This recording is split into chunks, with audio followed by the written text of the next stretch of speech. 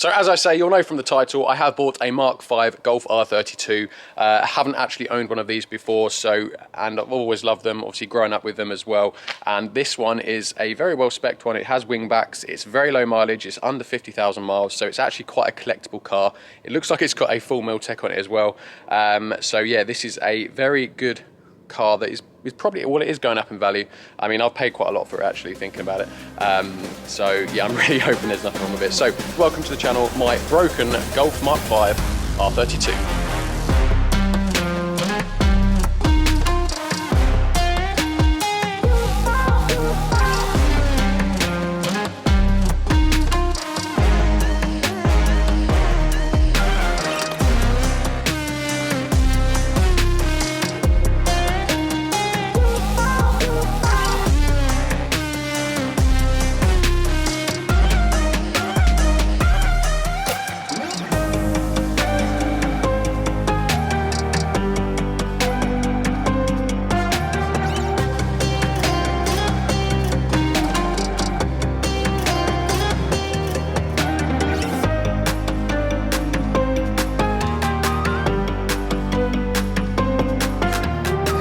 I should have said my absolutely minging Golf R32, but I do obviously want to clean it. I know a lot of you will be saying, oh, first thing you need to do is clean the car, but it doesn't run, so it's very hard to start just pushing around the yard, cleaning it and then diagnosing it. So I'm going to just see if we can find out what the problem is with the engine first. Now, I did try and turn it over and nothing happened. I've kind of jumped the gun a little bit. I've kind of started doing some diagnosis off camera, just because I had a free sort of 20 minutes yesterday. But yeah, let's just go over the car quickly. As I said, it's got wing backs, very nice. It's been well looked after. It's got like aftermarket Kenwood unit in it, which is, it was like a factory upgrade to the Mark VI Golf, I think it was. It was available from factory. As you can see, they're only done 47,000 miles, and it is in really nice condition. Someone spent some money on it. It's just like little things like this, like on the keys. It's got like a little R badge. This is an unrecorded car. It's even got the bottle opener. Armrest as well, manual, which I think is better than the DSG, especially for like appreciating values, etc. Steering wheel controls, heated front seats, and yeah, I think the only thing this probably doesn't have is a pan roof. It's in very, very good condition. Yeah, it's been well looked after. I've got a book pack, 2 keys, and well, when I say it's in very good condition, like I can't see any damage, but then again, look, there is a lot of dirt. And then yeah, boot looks pretty clean as well. It's got a spare wheel, locking wheel key, so yeah. And there we go, look, I think that's a Miltech. I can't see from here, is it? Yeah, is it? Yeah, Miltech Sport, yep. Miltech exhaust.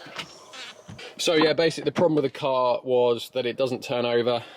So even when you put a jump pack on it, it just click, click, click, like it's a seized engine, which I was very concerned about. My initial thoughts were it sounded a bit like a starter motor because it was really struggling to turn the engine over, but I've kind of ruled that out now because I got my little crawler board up, jacked the car up, and I've just dropped the under tray and got a big spanner, and I've just tried to turn the engine over, and yeah, I couldn't turn it over the spanner. So unfortunately it's not the starter motor, and that really kind of yeah, means it is probably an engine problem, which it's a bit surprising because I bid on this assuming that it would be a simple fix because these VR6s are pretty bulletproof. There's nothing really that goes wrong with them.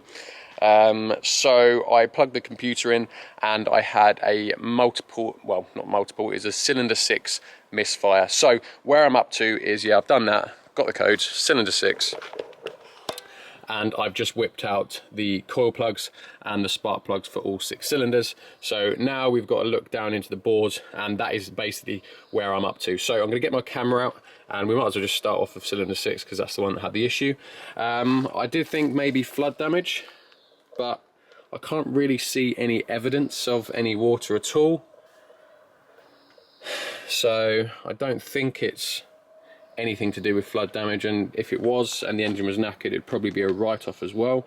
So yeah, don't know really what's happened at the moment. So yeah, let's get the camera and have a look. Right, let's start off with cylinder 6, and yeah.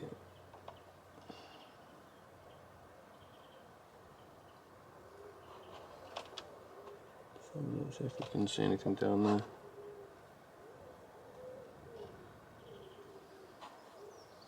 There's nothing obvious there. There's some signs of some slight dampness around the edge of the piston, look.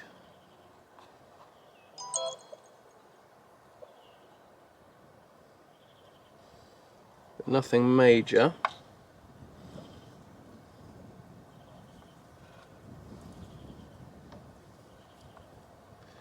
Cylinder 5's got a bit of a puddle in it, which is concerning, that. So I don't know what that's about. Right, what I'm going to do is if I just put the camera in cylinder 5, so you can see the puddle. Now I'm going to take my phone with me and just turn the ignition on and see if I can just see fuel coming in. Let's have a look.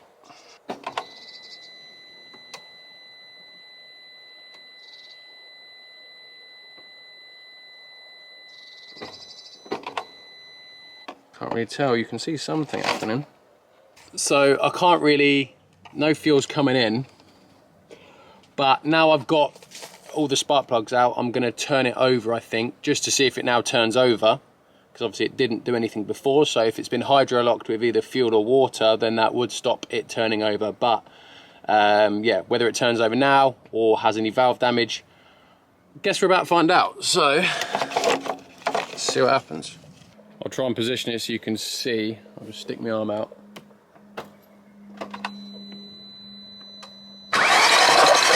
Oh my God.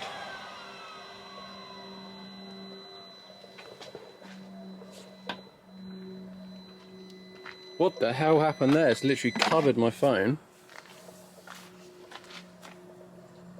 The hell was that? That come out of cylinder 6.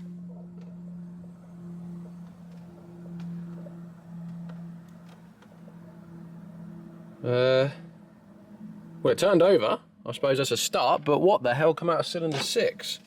Now, I don't know if I caught it on camera properly so you could see it, but when I turned it over, cylinder 6 had a hell of a lot of fuel come out of it, considering it had no fuel in the cylinder at all when we just checked. I didn't know it can inject that much fuel so quickly, so that's a bit weird. So I think what I'm going to do now is disconnect the fuel pump, turn it over again, just to see if the engine turns over, because yeah, a lot of fuel come out there, so I don't want to keep winding it over with the fuel still just coming out. So right, if it's anything like the Mark V GTI, there is actually no fuse for the fuel pump that I could find anyway. So all I've done there is just lift up the rear bench, and there's the connector for the fuel pump. I've just disconnected it. So yeah, now there should be no fuel. So we just turn it over again, see if you can see from here, look.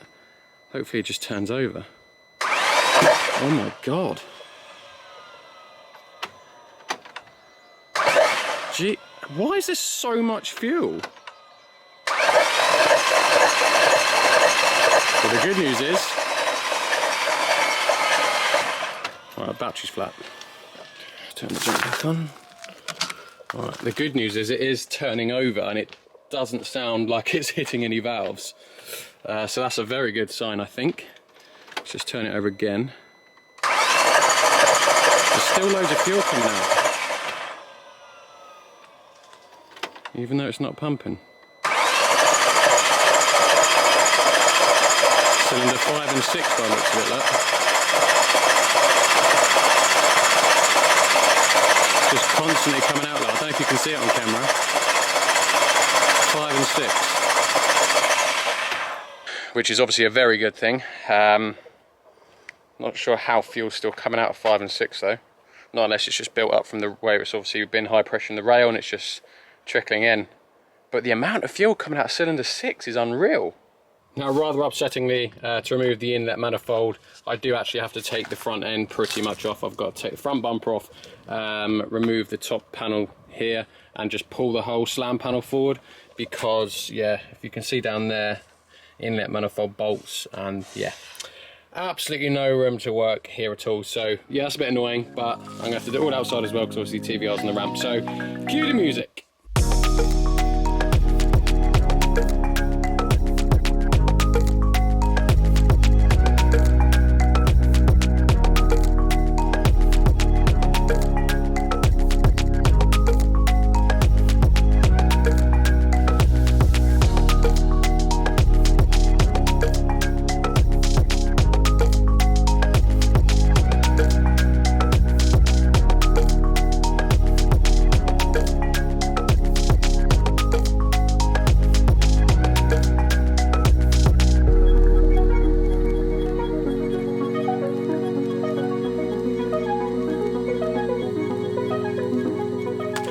So there we go, there's the strip down all complete. I forgot how nice it was to actually work on R32s or Golf Mark 5s in general. The bumpers are really easy to get off, and so is pulling the front end forward.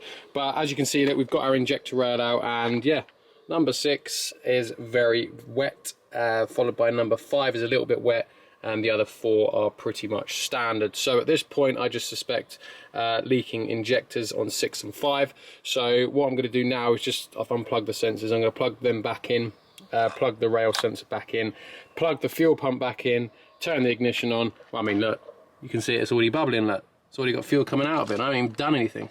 So yeah, it's going to be pretty obvious that we've got a stuck open injector here. So considering 2 have gone, I'm probably going to replace all 6. That would make the most sense.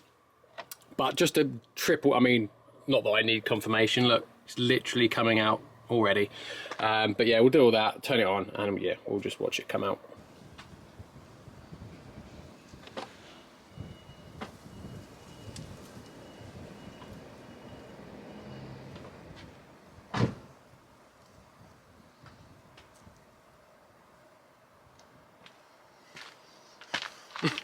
Well, I mean, if you needed any more evidence, look, it's still coming out. Look. Can't really stop it, if I'm honest. Still coming out. Hurry up and stop! I mean, yeah, that is one definite leaking injector, isn't it? I mean, I turned the ignition off about a minute ago and it's still just trickling out, so look. You can see it just dripping. So that does explain why so much fuel come out of the cylinder. Yeah, time to price up. I'll price up one injector first and then see how much all 6 are.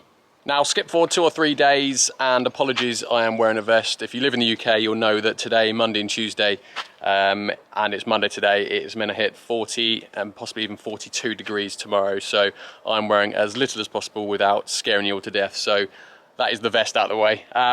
Onto the injectors. I have 2 here, I've just turned up, and yeah, I think I said I was going to get a price, and the reason I've only got 2 is because they are 200 and broken. They are 250 quid each, so I'm not going to spend £1,000 on injectors I don't need, so for that reason I have just bought 2 broken injectors to fit. So yeah, we're going to fit those.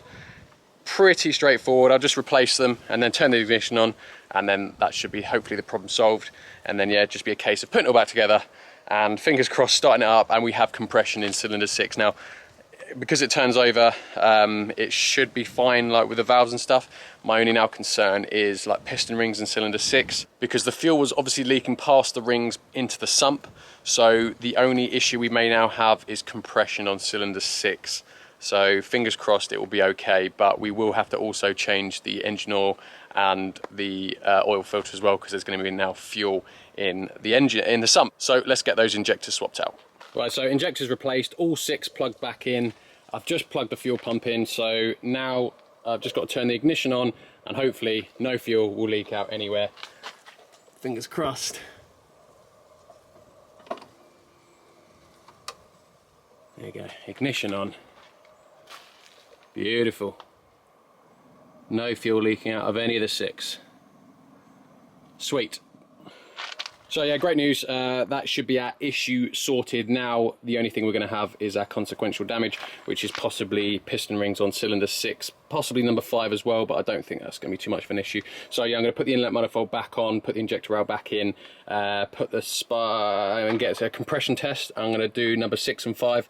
Just hope that there's some compression that hasn't died, and then fingers crossed that means it should then start. Right, injector rail all back in properly now, and I've just put my compression tester in cylinder 1 just so you can get like a base figure. I'm expecting somewhere between sort of like 11 and 13 bar, so let's just turn it over now. I've disconnected the fuel pump again. Let's see what we get. I've got my battery charger on it.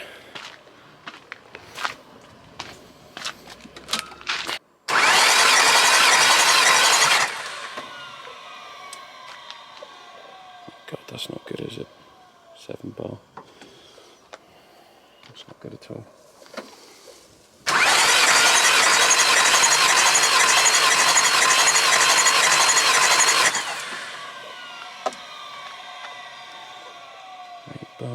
To be fair, it's not very turning over very well anyway, if I'm honest.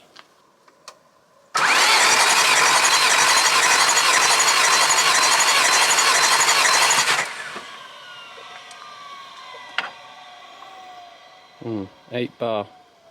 8 bar is not good.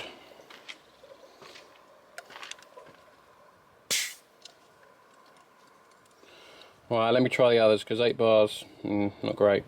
Right, so I've just done the compression test. I wasn't too happy with the results. I was only sort of seeing between 7 and 9 bar across the range. However, the battery on this was very flat. It is on charge, but it's still not giving me quite enough to do a proper compression test. Ironically, number 6 is actually the highest at 9 bar.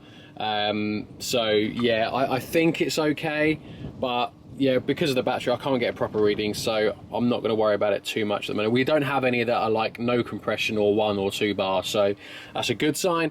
So I'm going to put the spark plugs back in now, inlet manifold back on, core packs all back in, and yeah, just try and start it up and hopefully it will run okay. So fingers crossed, we're nearly there.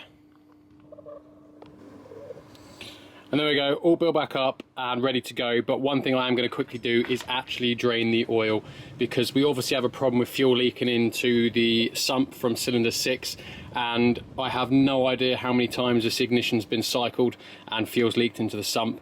And when I pulled out this dipstick tube, fuel and oil was coming out, so I have a feeling it's quite badly overfilled. So just to be err on the side of caution, I am just going to drain all the oil from the sump, just put a little bit of fresh in just so I can start it, and then yeah, once it's running we can do a proper engine oil change. Well, that was certainly eventful. That is a 20 litre drum which I've pretty much filled half now, so there was about 10 litres of oil and petrol in the sump there. So yeah, I've drained it all out and I've just put about 4.5 litres of oil back in it, so fresh oil. So the idea is, yeah, we'll just turn it over, hopefully it will run, swish it around a bit, and then if it runs fine we can take it in for a proper service. But let's just now turn it. That might explain why my compressions were so low as well, if it was all that extra resistance in the sump. So let's just turn it over now. Fuel pump's still not plugged in, but everything else is, and see if we can get the oil pumping around a little bit.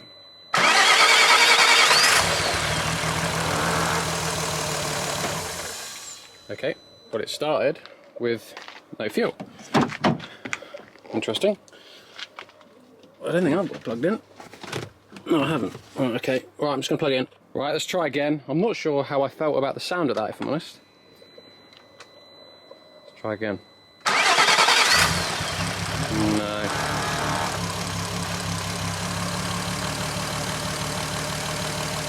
Don't know, it's very quiet.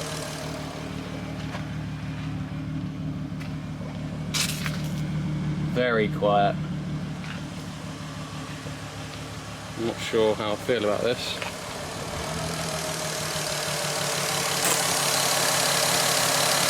Sounds very laboured, doesn't it?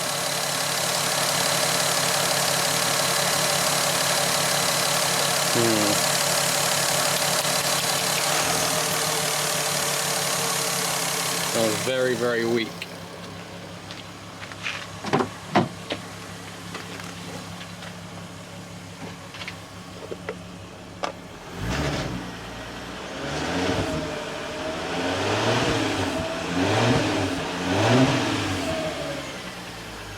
Not too sure.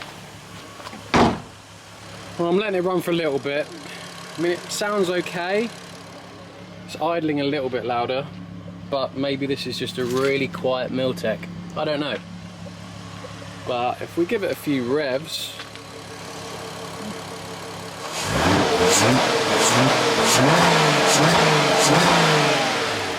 it's definitely got the raspiness there, so maybe it is okay. Maybe I'm just really thrown off by the really quiet exhaust. I don't know. Right, I'm going to leave it there for today's video, guys. I was going to try and do this like a one-stop shop kind of video, but I think it's going to be a little bit more involved. At least I've got the car running. It sounds okay, but yeah, I do need to put it all the way back together and go for a road test and do that engine oil properly. And I'm pretty much cooked for today anyway, so yeah, I'd rather get the video out to you guys. If it's in 2 parts, it's in 2 parts, so be it. So I hope you did enjoy the video. Let me know what you think about sort of like doing loads in one episode, maybe a little bit longer. Yeah, just trying to work out how to do things going forward. But as always, guys, thank you very much for watching. Hope you did enjoy this mini series or mini episode on the Golf R32. And please subscribe if you haven't already, and I'll catch you in the next one. Cheers, guys.